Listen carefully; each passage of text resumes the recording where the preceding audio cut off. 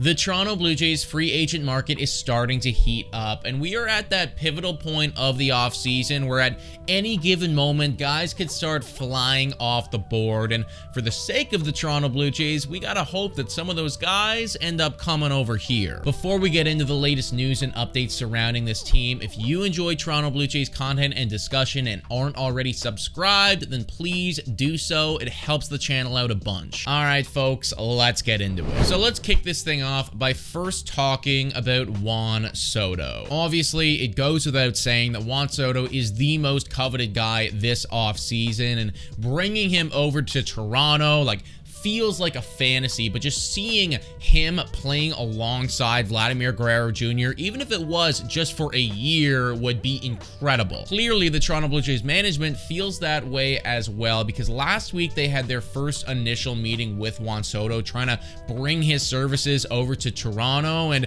I mean, take this with a grain of salt, everyone, but apparently he was very impressed by what they had to say in that initial meeting. Now, I know that there are a lot of Toronto Blue Jays fans out there that don't even believe this is a possibility, especially after what happened last year. But recently, Jon Heyman spoke out about the Toronto Blue Jays and the Juan Soto situation, and I think that Blue Jays fans will be happy to hear what he had to say. As of now, John, who would you say has the edge in the Soto sweepstakes? I'm going to say right here that the Mets, followed by the Blue Jays, I'm going to say Mets 1, Blue Jays 2 would be my guess today. Now, Heyman did make it pretty clear that the Mets are the #1 team on his Juan Soto power rankings, but the Jays are right there at #2. And if it is really all just about the money and who's going to be the highest bidder, then I do think that Toronto has a better chance than some people are giving them credit for. It should also be noted that Heyman does believe that Toronto will be one of, if not the highest bidder for Soto, writing,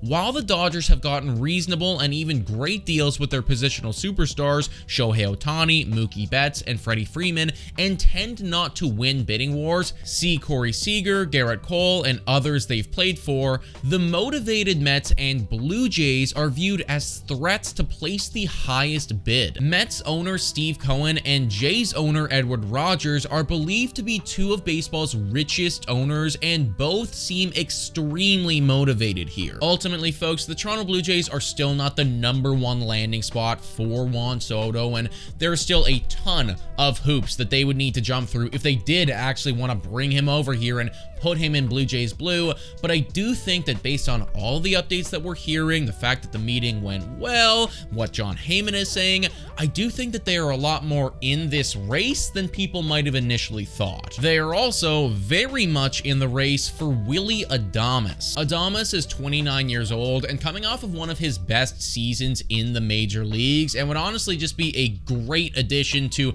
not only just the Blue Jays roster, but anyone's roster. MLB Trade Rumors writes, Willy Adames is drawing very broad interest in free agency, with MLB Network's John Morosi naming the Astros, Blue Jays, Braves, and Red Sox as clubs looking at the shortstop. They go on to say, if Bichette was to leave in free agency next winter, Toronto could explore simply moving Adames back to shortstop, thus addressing a major position in relatively easy fashion. Second and third base could then be occupied on a more permanent basis by one of the Blue Jays' incumbent infielders, depending on which stood out during the 2025 season. Again, the offensive upgrade is obvious, since Adames, Vladimir Guerrero Jr., and what the Blue Jays hope will be a resurgent Bichette form a powerful lineup core on paper. Adames is a great player, and honestly, he's been one of the top targets that I think would be great on the Toronto Blue Jays, not only because of the offense that he could provide and the great defense in that infield,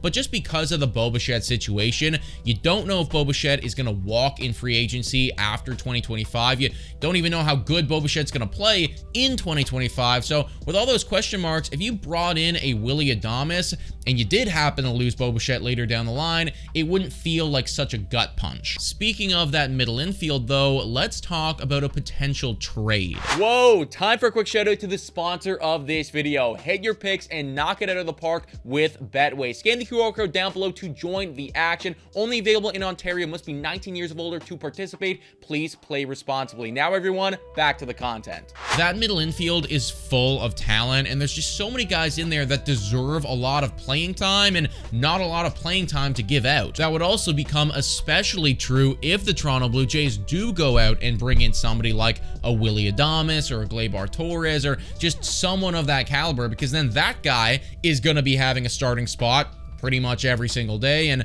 that's just one more spot gone for the Ernie Clements or the Leo Jimenezes or the Addison Bargers of the world. And because of this surplus of talent, a trade from that infield honestly feels pretty likely. Jays Journal feels the same way that I do, writing, assuming the Blue Jays sign a top free agent like him to play second, that immediately makes players rostered on the 40-man, including Horwitz, Schneider, Wagner, and Jimenez, expendable. Martinez and Barger could be added to that list as well, as could minor league prospects Paulino and Pinto. Now, trading away youth from the Toronto Blue Jays could seem like a bad idea, considering they do have one of the worst prospect systems in all of baseball, and they also did only win 74 games last year. But if they're truly going all in 2025, then moving some of those assets to somewhere else might be the play. I personally wouldn't want to trade someone like Spencer Horwitz away, but if you could bring in a top-tier bullpen arm in return and then also go out and sign Willy Adames,